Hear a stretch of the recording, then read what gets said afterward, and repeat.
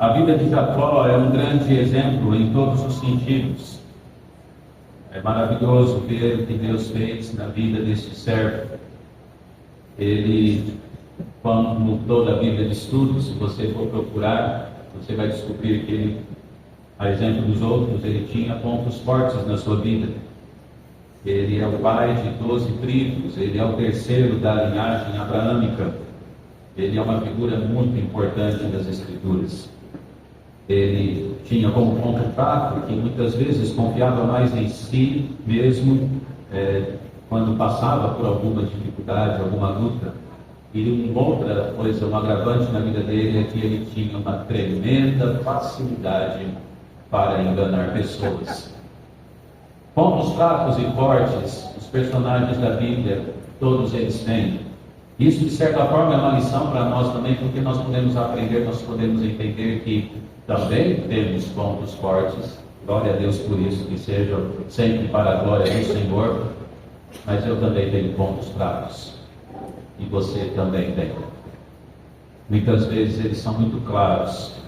E afinal, o que nós vamos fazer com eles, né? Com os pontos fracos que nós temos. Que Deus nos ajude a reconhecê-los e buscar ajuda nisso. Então essa história, a história de Jacó, e particularmente esse texto, ele nos mostra, assim, de certa forma, algo bem interessante. Porque sua mãe, Rebeca, ajudou ele a enganar o irmão.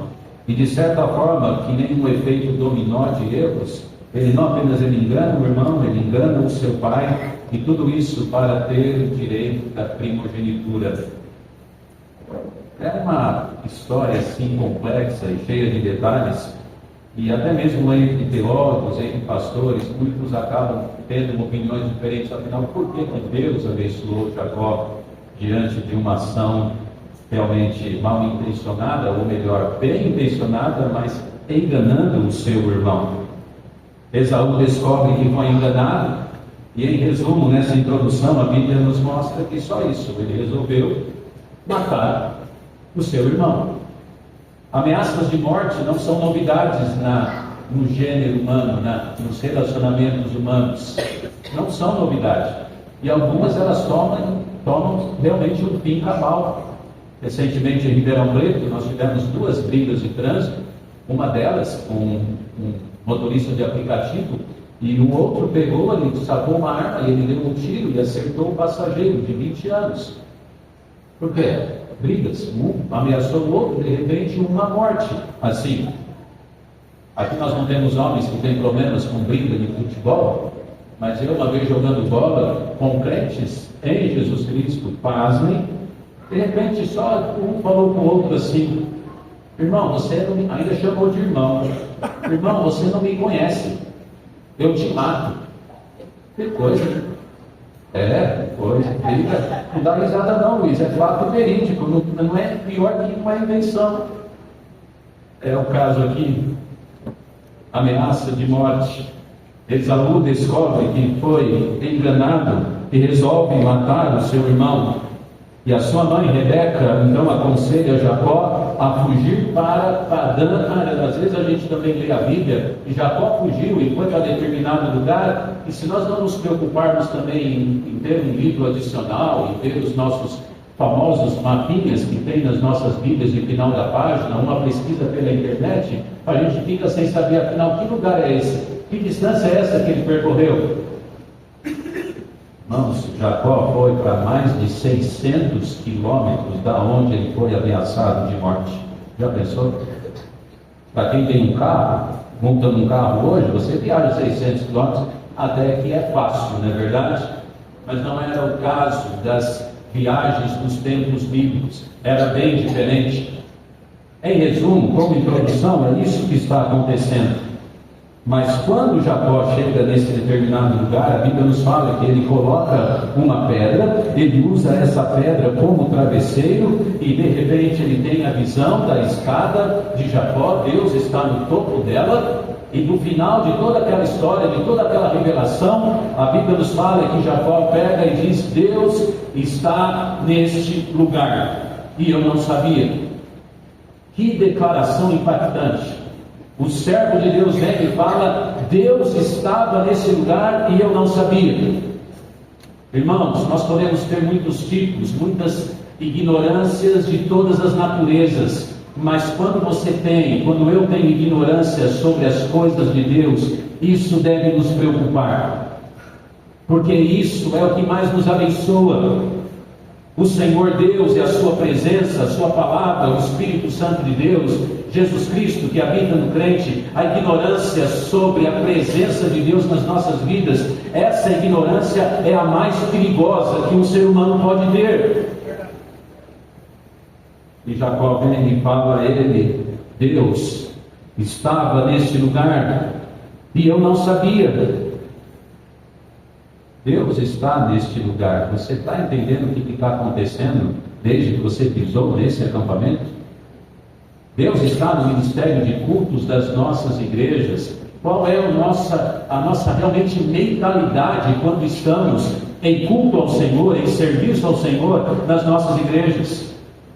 Deus está naquele lugar quando nós nos dobramos e oramos diante do Senhor. Deus está naquele lugar. Irmãos, eu creio, infelizmente, ainda nessa introdução, eu creio que nós muitas vezes estamos vivendo, estamos declarando a nossa fé em Deus, estamos até fazendo muitas coisas, mas nós não estamos de verdade tendo a ideia de que Deus está nos lugares em que nós estamos. Deus está vendo tudo. Deus está recebendo a glória quando nós damos, e Deus também vê quando nós tomamos a glória dele. Deus está vendo quando procuramos a consagração, Deus também está vendo quando nós cometemos pecado, porque Deus está em muitos lugares. Na verdade, Deus está em todo lugar, porque Ele é onipresente. Amém. Mas especificamente aqui era um momento especial na vida de Jacó, era uma circunstância muito ímpar, muito especial, e é diante dessa circunstância então que eu quero pregar aqui. Sentir a presença de Deus, realmente sentir a presença de Deus, nos fará crentes mais seguros para servi-lo. Amém. Diante dessa verdade, nós vamos ver 3 impedimentos que nos faz realmente não sentir essa presença, e por conta disso não desfrutar da maior graça que um ser humano pode ter nesta vida, que é a presença de Deus, a presença do Senhor. Então vamos aos pontos. Agora eu preciso ser objetivo, senão você não vai acreditar em mim. Pastor, só porque pregar curto, mas o estômago está verdade, está falando amém, cara. A prova está apertando. Eu não tenho culpa. Pastor Alexandre, 10 minutos antes, uns 10 minutos antes, assim, eu falei que eu ia falar mal dele, mas isso é verdade. Ele falou: pastor, nós mudamos os planos, quando vai vir tal hora, às 8, só vai vir às 7. Gente, eu estava aqui totalmente desconfigurado para o culto, sabe? Eu falei: é sério, pastor? Ele falou: é sério. Então estamos aqui, né, pastor? Cumprindo as ordens do chefe. Vamos à palavra de Deus? O que é que nos impede de sentir a presença de Deus? Em primeiro lugar, quando nós estamos em pecado. A Bíblia nos fala no verso 10: partiu, pois, Jacó de Berseba e foi a Harã. Em primeiro lugar, o primeiro problema que nos faz não sentir a presença de Deus, claro, isso não é novidade para ninguém. Não precisa ser muito teólogo, muito espiritual, ter muita experiência de vida cristã para entender que o pecado nos afasta de Deus, das coisas do Senhor Deus. E Jacó aqui está em obediência justamente a sua mãe, o seu pai. Ele está fugindo, de um problema, ele está fugindo de uma situação, ele está fugindo de uma condenação, ele está fugindo de uma ameaça de morte. Quer queira, quer não, o fato é que enganar pessoas é um pecado que nós cometemos contra o próximo. Infelizmente existem crentes que cometem pecados de engano contra os outros e eles acham que isso é normal. Eu vou vender um carro, eu vou colocar um óleo mais grosso. Eu vou vender uma casa, eu vou aqui dar uma sapecada para dar uma enganada, mas aqui tem problema de infiltração. Eu vou isso, eu vou aquilo. Infelizmente tem feito parte da índole de muitas pessoas enganar os outros com naturalidade, como isso não fosse pecado. Mas Jacó estava em pecado, ele tinha enganado o irmão e tinha enganado o seu pai, e por conta disso foge.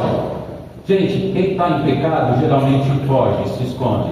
Quem não deve, que nem diz o ditado popular, não teme. Não é verdade? E aqui nós temos dois subpontos importantes.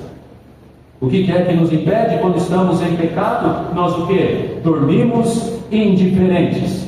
Ele está em pecado, ele está fugindo, e a Bíblia nos fala que ele chega num determinado lugar, o sol já está se pondo, e ele consegue pegar uma pedra e dessa pedra fazer com que ela seja o seu travesseiro. Gente, olha, a pessoa tem que estar bem assim, tranquila com o seu pecado para fazer isso, né? O que infelizmente é um problema nosso muitas vezes. A gente, mesmo com erro, com pecado, contra o próximo e até mesmo contra Deus, colocamos a cabeça no travesseiro e dormimos, como se nada tivesse acontecendo. Dormimos indiferentes. E o segundo problema aqui, quando estamos em pecado, é que dormimos separadamente. Ele vem lá e ele se deita, mas eu chamo a sua atenção para, afinal, aonde ele está? Ele está numa terra distante, ele está numa terra longínqua, ele está longe dos seus pais, ele está longe da sua família, ele está longe dos seus familiares, ele está longe da sua casa, ele está longe de todo mundo. Quando estamos em pecado, sabe qual é a verdade? Você começa a se separar. Santificação é um tipo de separação, realmente do mundo para Deus. Mas o pecado também é um tipo de separação, em que a pessoa se afasta de Deus, das coisas de Deus, do povo de Deus, para o mundo. Pessoas que faltam de culto sem motivo, pode ter certeza, há algum tipo de pecado, porque quem está andando com Deus não quer se separar de culto, não quer deixar de congregar, não deixa de contribuir, não para de dizimar, porque a pessoa ela está perto de Deus, ela não precisa nem de bronca, nem de exortação, porque ela está na consagração. Infelizmente não era o caso aqui. Ele estava fugindo, ele estava correndo, parecia Adão e Eva no jardim do Éden, e ele vai ali com o seu travesseiro de pedra, ele vai ali, ele se deita separado de todo mundo e dorme. Meu querido, como que você está nesse acampamento? Será que você não está dormindo, não? Está com a Bíblia na mão, mas não está dormindo? Estou falando no sentido espiritual. Como é que está o seu namoro? Será que você não está dormindo? As coisas estão caminhando muito mal, e entanto você deixa do jeito que está? Como que está a sua vida em fidelidade com a igreja? Será que você não está dormindo?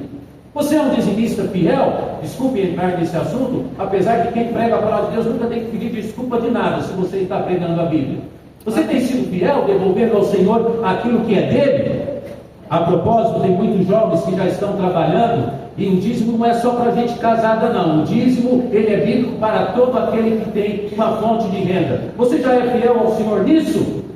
Deus do céu, quantas vezes estamos dormindo, e quando estamos em pecado, a grande verdade é que nós não sentimos a presença de Deus nos lugares. Até os crentes que estão em pecado quando estão na igreja, já percebeu? Pessoas em pecado que estão na igreja só saem reclamando. Reclamam que a música estava muito alta, reclamam que o ventilador estava muito forte, reclamam que o bar estava muito pelado, reclamam que o culto demorou muito, reclamam que o irmão não cumprimentou. É pessoa que está precisando resolver a sua vida, a sua própria vida.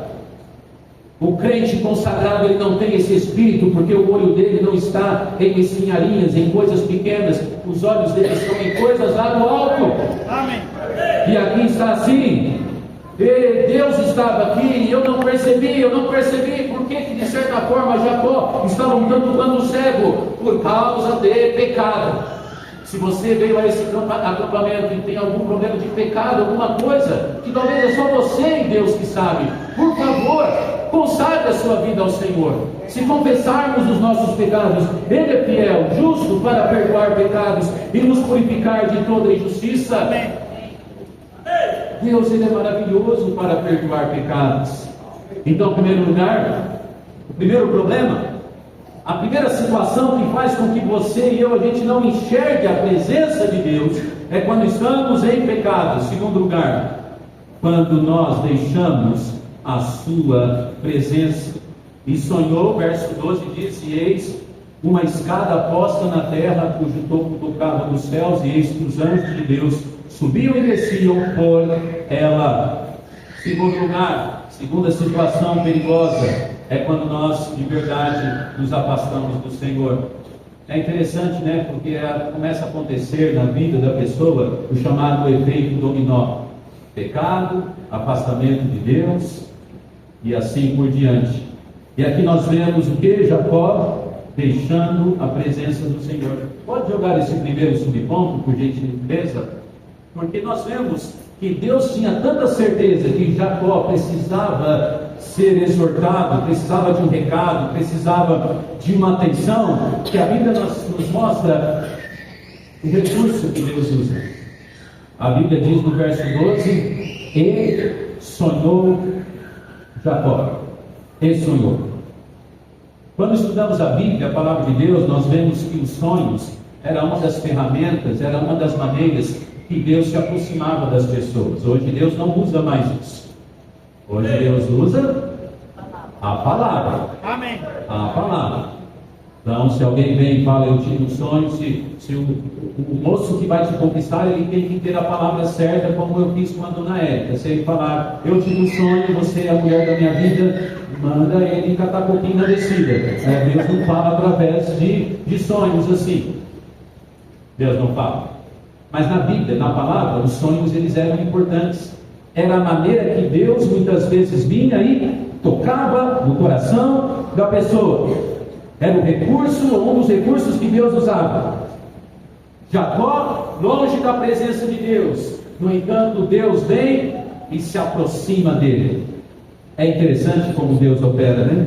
Porque é justamente assim, muitas vezes na Bíblia, homens estavam longe dele, e Deus veio e se aproximou do homem.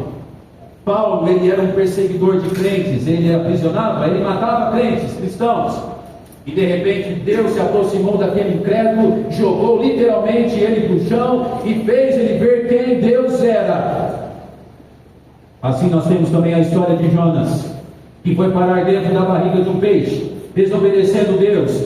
É assim? Então Deus foi até ele e tratou com ele. Meu querido, não brinque com Deus, porque se você não for até Deus, inevitavelmente no plano do Senhor, Deus vai até você.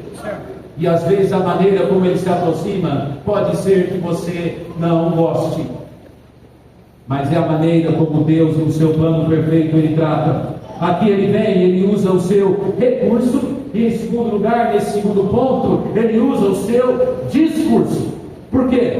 Porque a Bíblia nos fala que nesse texto os anjos subiam e desciam dessa escada, e Deus estava lá no topo. Isso é uma lição que nós poderíamos gastar horas aqui, mas a verdade é que esse mecanismo de anjos subindo e descendo, subindo e descendo, subindo e descendo, mostra de maneira tão clara que o que Deus queria de Jacó é que Jacó tivesse um relacionamento com ele, tivesse sempre em comunhão com ele, tivesse sempre em conversa com ele. Há aqui uma mecânica, há uma vida de relacionamento, e quem estava no topo é Deus, era Deus, não era nenhum outro personagem a não ser o próprio Deus.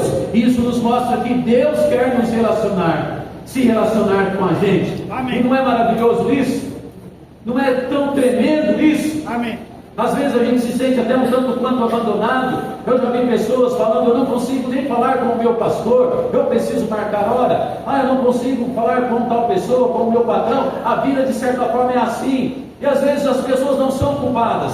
A vida é assim porque as pessoas não são onipresentes e também não podem atender a nossa carência e a nossa necessidade. Mas isso não é a realidade de Deus. A Bíblia fala, chegai-vos a Deus, e Ele o que? Se achegará a vós. Ele não está pedindo senha, Ele não está marcando consulta, Ele não está falando para você vir em janeiro. Achegai-vos a Deus.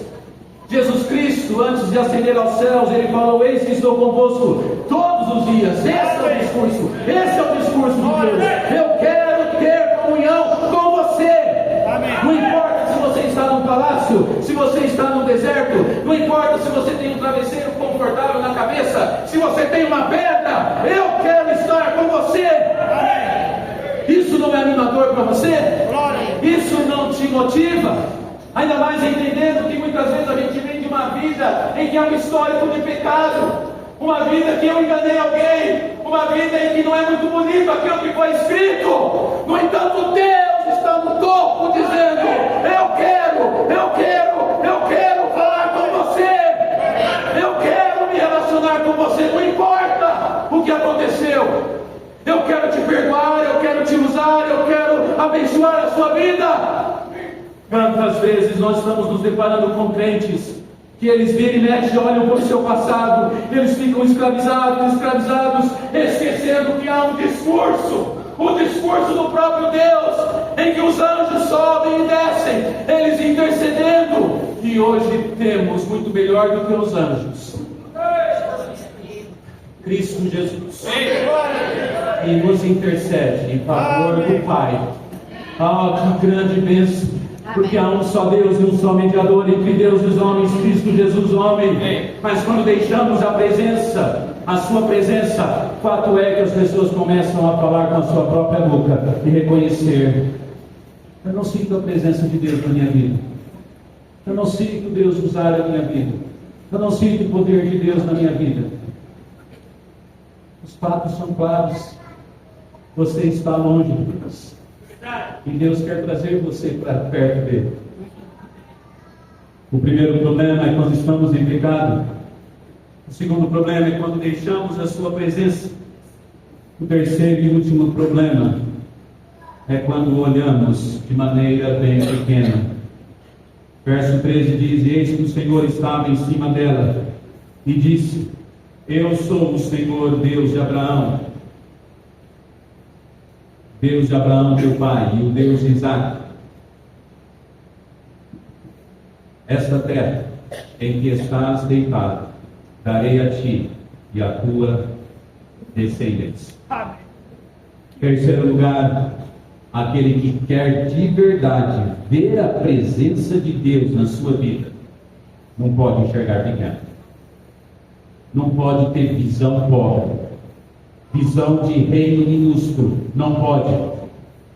E isso, infelizmente, é uma coisa que muitas vezes acontece. Nós parece que estamos servindo um Deus que é um mendigo, é um pobre, está implorando, está esmolando, é um coitado.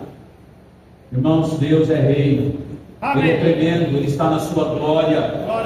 E a verdade é que quem não está envolvido no ministério do reino, é ele que está sendo prejudicado, é ele que está deixando de ser abençoado, é ele que não está sendo privilegiado, é ele que não quer. Olhando pequeno, primeiro subponto aqui, nós não podemos olhar pequeno, justamente entendendo quem Deus é.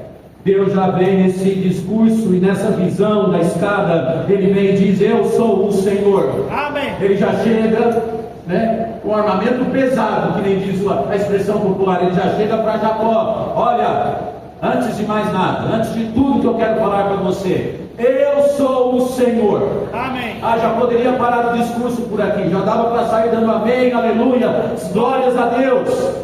E é de verdade isso que acontece muitas vezes. Nós esquecemos que Deus, Ele é tremendo, Ele é o Senhor. Amém. Ele é todo poderoso, Ele ainda está governando todas as coisas. Amém. E nunca deixará de governar. Amém. Nós não podemos esquecer quem Deus é ali naquela visão. Jacó ali com aquela a visão daquilo que está vendo, Deus já está se declarando: eu sou o Deus de Abraão, Deus de Isaac teu pai, eu sou o Deus agora seu. Segundo, nesse terceiro ponto, esquecendo quem Deus é, e nós também não podemos esquecer o que Ele faz. Porque se Deus apenas fosse, mas não operasse, talvez muitas coisas nós assim não acreditaríamos, porque de certa forma nós seres humanos temos um problema: a gente tem que ver para crer. E o nosso Deus é maravilhoso, porque Ele não precisava disso. mas ele sempre demonstrou quem ele era. Amém. O povo do Egito, ele viu as 10 pragas. O povo de Israel no Egito, as 10 pragas sendo colocadas. E ali Deus operando maravilhosamente. E depois do caminho, do Egito para a terra prometida, várias coisas, Deus operando, Deus demonstrando, Deus provando o que ele seria capaz de fazer. E aqui nesse texto, Deus vem e fala para Jacó: Jacó, essa viagem não é só para você arrumar uma esposa, não. É muito mais do que isso. Está entendendo que às vezes a gente pensa pequeno? A gente está pensando assim: Deus vai usar a minha vida, e até assim com voz de coitado: pastor, eu estou à disposição para entregar folheto, tá? Deus do céu, você acha que Deus quer a sua vida só para entregar folheto? E eu não estou menosprezando o ministério da entrega de um folheto, mas o que eu estou falando é que o operacional de um crente nas mãos de Deus é muito mais do que dirigir uma música, do que pregar num acampamento, do que tocar um violão, do que ser pastor da igreja local, do que ser missionário entre os índios. É muito mais! Muito mais! Tem até uma frase que diz que ainda o mundo está para ver uma vida totalmente entregue nas mãos do Senhor. E de verdade eu acho que dentro das devidas proporções nós podemos acreditar nisso. Porque realmente quando uma pessoa se entrega e se entrega por completo, ele começa a perceber, a ver o operacional de Deus, e ele começa até a duvidar: mas o que está acontecendo? Nem eu estou acreditando. Agora Deus me traz essa esposa, agora Deus me dá esse marido, agora eu estou pregando, eu não tinha vontade, coragem nem de orar na igreja. Como pode ser isso? É aquilo que Deus fala para aqui Jacó: eu vou usar a sua vida. E ele vem aqui com esse discurso maravilhoso: essa terra que você está deitado vai ser toda tua. E tem mais: da tua descendência te farei uma grande nação. Essa promessa já foi dada a Abraão e ao seu pai, e é sua também. Em ti serão benditas todas as famílias da terra. Irmãos, essa promessa não cabe apenas a Israel, mas a verdade é que uma vida entregue ao Senhor, essa pessoa vai abençoar a sua descendência, vai abençoar o seu lar, vai abençoar a sua vizinhança, vai abençoar a sua casa, vai abençoar todos. O problema é que nós não estamos abençoando tanto, e tanto sendo abençoados, porque estamos enxergando a própria obra do Todo-Poderoso Deus de maneira muito mesquinha, muito pobre, muito pequena. E ainda a gente sabe, pior, se dá por satisfeito. Crente não pode se dar por satisfeito. Amém.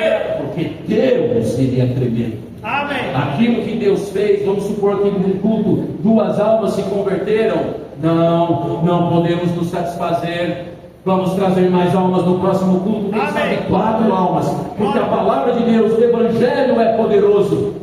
Entreguei 50 folhetos essa semana. É pouco, eu quero entregar 100, eu quero entregar 150. Irmãos, nós temos que entender que o agir de Deus nas nossas vidas não tem limite, porque Ele é Deus, e Ele vem e Ele mostra naquela visão: Jacó, não pense pequeno, eu quero que você o quê? Pense muito grande. Amém. Termino a mensagem então. Teria algumas outras coisas, mas preciso terminar. Termino a mensagem então dizendo que depois disso, dessa visão, o que acontece? Jacó acorda. Ele acorda. E ele diz: Deus estava nesse lugar e eu não sabia. E a palavra de Deus nos fala no versículo final. Vamos abrir lá, eu fechei a Bíblia, mas não posso ferir aqui a Escritura.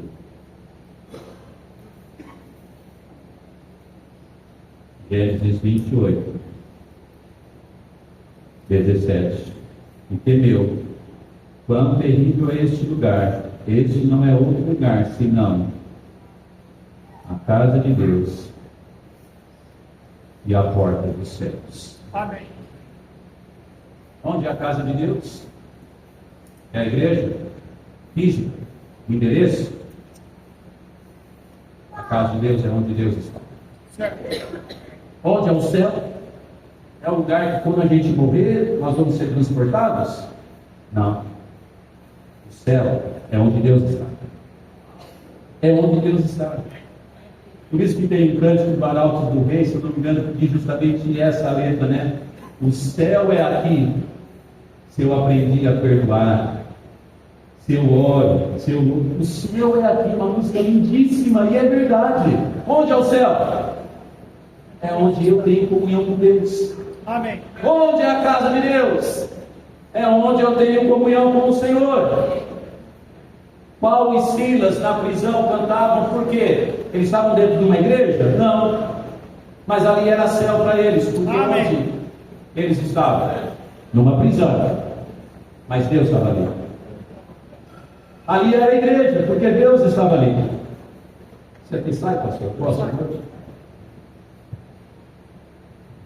Não é, Emerson? Vem cá, vai vir. Eu só vou terminar com essa ilustração.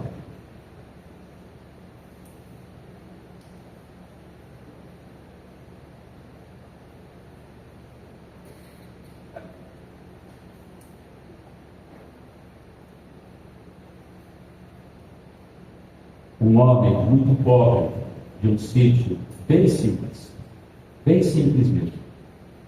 Ele tinha 2 filhos.